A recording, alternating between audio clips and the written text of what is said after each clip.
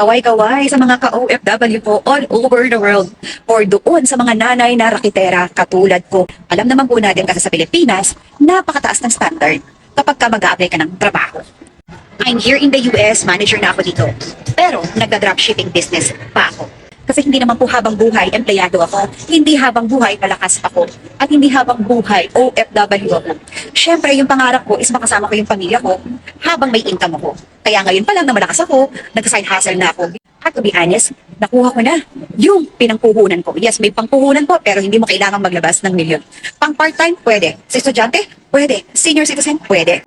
Sa mga nasa bahay lang, pwede. At kahit ano pang profession mo sa buhay, pwedeng-pwede sa'yo ang ganitong klaseng negosyo. Dropshipping business worldwide. Message me on my Facebook account, Jenica San Miguel.